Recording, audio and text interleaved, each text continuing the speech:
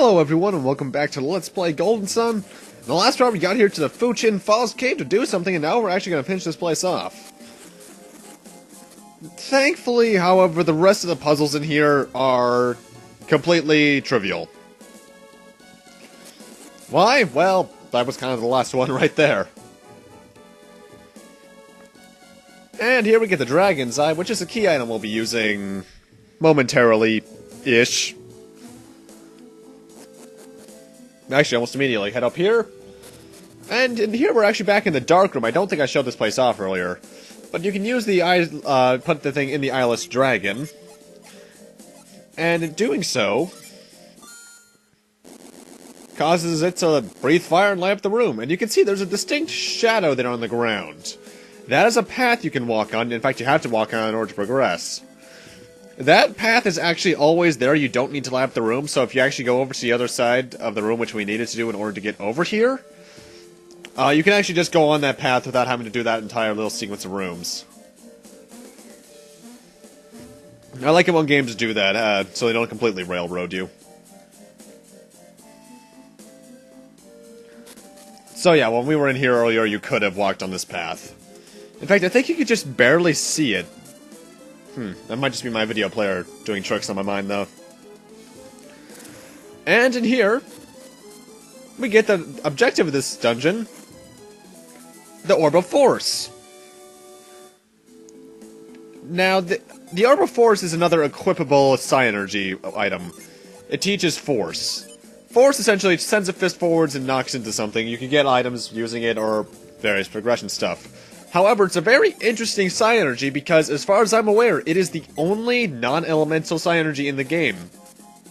Almost every other Psy-Energy has a alignment to it. I think even the basic cure spells. As far as I'm aware, Force is completely and totally non-elemental. So that's pretty cool. And now we're pretty much done here, so I'm actually going to cut out back to the entrance back here in Fuchin Temple.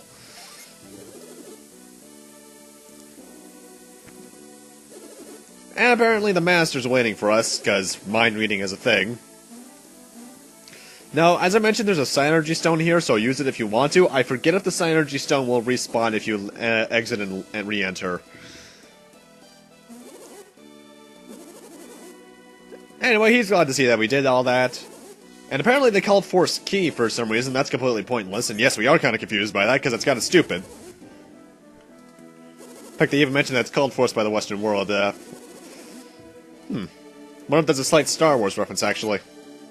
Probably not. Anyway, he's mentioning that we can use this to find animals in hiding in the upcoming woods area, so that's something you're going to want to keep in mind. And I thought this was still a cutscene for some reason. Move.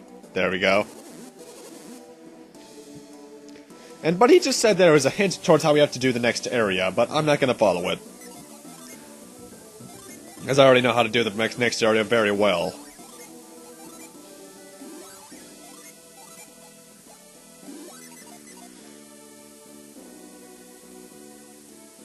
You know, I always hate it when games have waterfall sound effects like this. Because it sounds a bit too much like static for my tastes. Anyway, down here is our next destination. By the way, make sure you have Force set to a shortcut.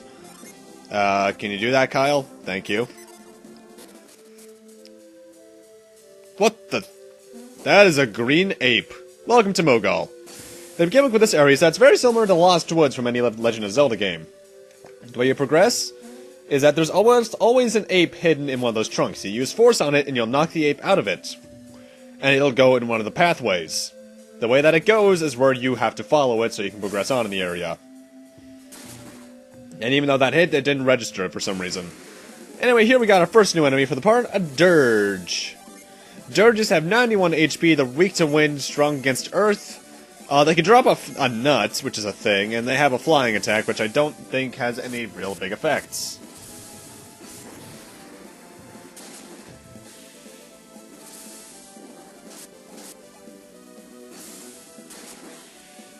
But yeah, nothing too hard.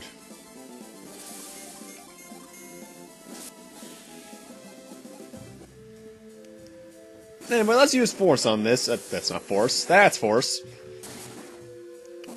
And if you get this Killer Ape, you just gotta fight. This is a normal ape. 290 HP, weak to fire, strong against wind, can drop a vial, which is pretty decent, and they have a ransack ability, which could do a shitload of damage. As you just see. They don't really have any synergies to seal, I'm just doing it because damage is a thing. Running into these guys can be really dangerous, as I mentioned, because they do have pretty decent attack power, but nothing too bad. And I even learned Storm Ray! Yes, that's a really good spell. Targets 3 enemies, as a lot of the other synergies do, but the one that hits in the middle really takes some decent damage.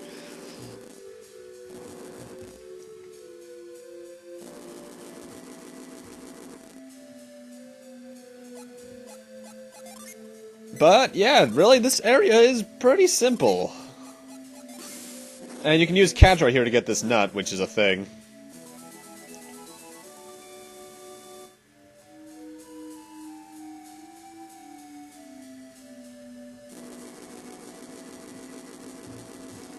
But also, besides the main puzzle of having to follow the monkeys, or apes, rather, this forest is once again more log puzzles. Which, mind you, I don't mind that much. I like puzzles where I have to push stuff. Though, Tales of Symphonia takes it to an extreme. Yeah, the Tales series. I've mentioned my opinions on that. And now, occasionally you get rooms like this where they have 2 apes. Each one of these contains an ape. All I can tell you is that when you get to rooms like that, north is almost never a good idea to go in. Like, here we go east and we get an apple, which raises an attack. I probably should have used this on Garrett, but I decided to use it on Isaac because... why not? He's strong, make him stronger. And south is the way you need to go.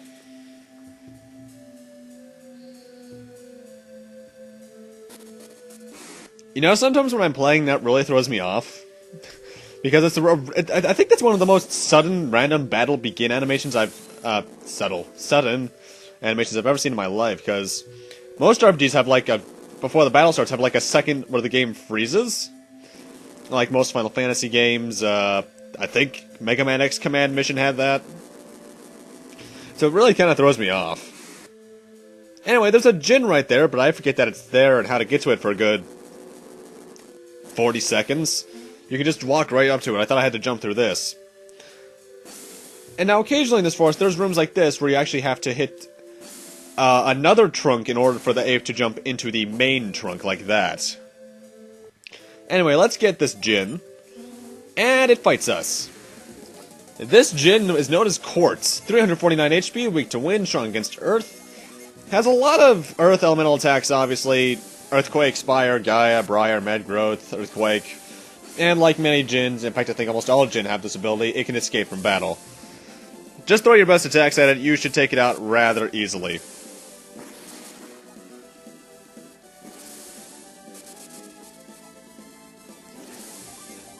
Have I mentioned how much I love this battle theme yet? I probably have.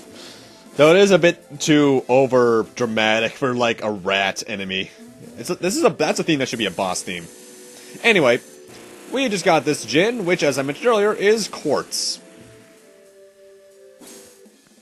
Quartz is actually one of the best Djinn in the game, because he can revive a downed ally. So essentially, life potions have lost some of their use, as have life-type synergies.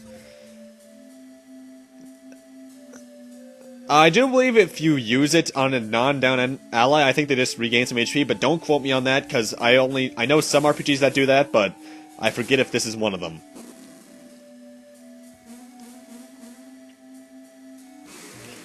And next new enemy is a spirit.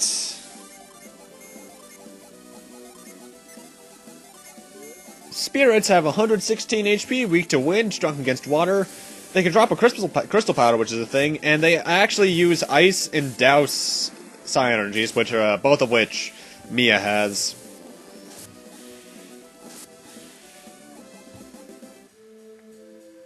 Alright, I think Mia has douse at this point. I know she has ice. I know she learns it naturally eventually. Anyway, next new enemy is a Death Head.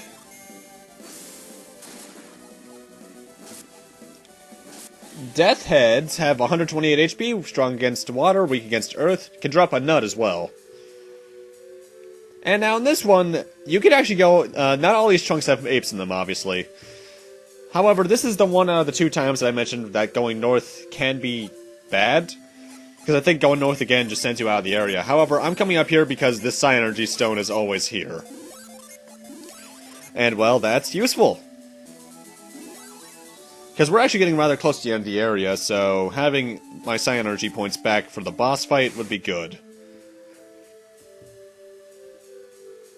Now, they really overused this one particular song here, but I don't really care because it's actually still a really decent track. In fact, Golden Sun's soundtrack kind of reminds me, I think it's Lufia 2? Where it's not a very big soundtrack, and thus a lot of tracks are used more than once, and in fact a bit overused at times, kind of like Final Fantasy IV with its cave theme. But the soundtrack is just so grand, it's forgivable. Anyway, we just got an Elven shirt, which is a pretty good piece of equipment. It boosted agility naturally, too. I recommend giving that to Ivan because not only does he have, I think, the lowest... No, he probably has one of the higher agilities, but he has the lowest defense.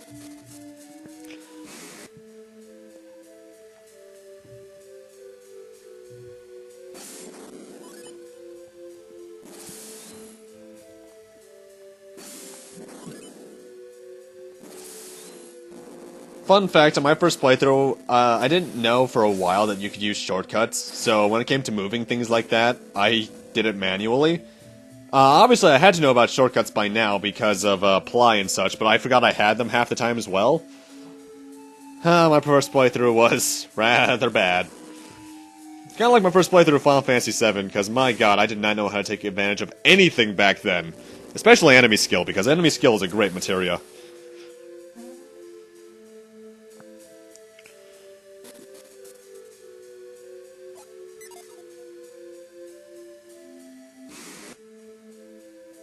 And in here, this happens. Now, before you head south, make sure you're prepared, because the boss is about to happen. I'm just going to say that right now. And I'm actually going to do something rather puzzling. I'm actually going to put quite a few of my Djinn on standby. Why? I want to end this fight as soon as possible. So I'm going to make sure I have as many summons ready as I can. And thus, I'm only leaving Djinn on that actually do damage. And making sure people are at decent HP. But once you head down here...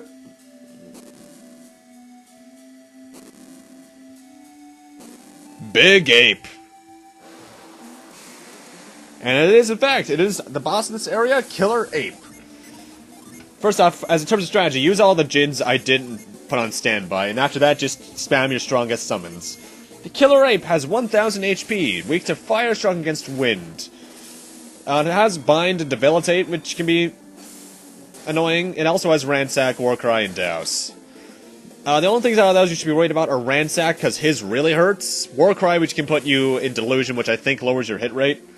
I need to look up what all the status ailments do, because some of them are just really weird. And Debilitate, because that lowers your defense, if I recall. I'm saying I recall because, well, I've been playing a lot of different JRPGs lately, so I forget what does what.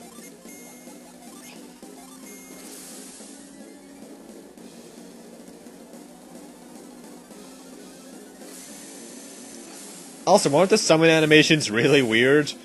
Though they're impressive for the Game Boy Advance. The DS one, Dark Dawn, has my favorite ones because summons always look best when they're in 3D. Like, Ramses in this, and a certain Crystal Dragon that is in the third one are kick-ass looking summons. But once you use all your summons, after that, just spam physical attacks.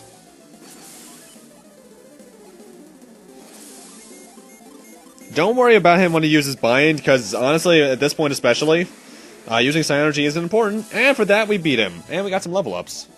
And we also got the Douse drop. That is another Psi Energy teaching item. It teaches Douse. Which I think Mia already has naturally at this point, so I'm just going to give it to her anyway. And we're out of there. And, yeah, as I've had mentioned back in the tutorial, you cannot re-equip Djinn that are recovering because reasons. And with that, welcome to the next town of Djinn. But with that, I'm going to need to end this off here. thank you guys for watching, and in part 13, we're gonna be exploring the town of Djinn and seeing what's going on around here. I would say see you guys then right now, but first off, I do want to mention one last thing. I'm gonna be level grinding everyone up to level 15 in between parts. Now I'll see you guys then.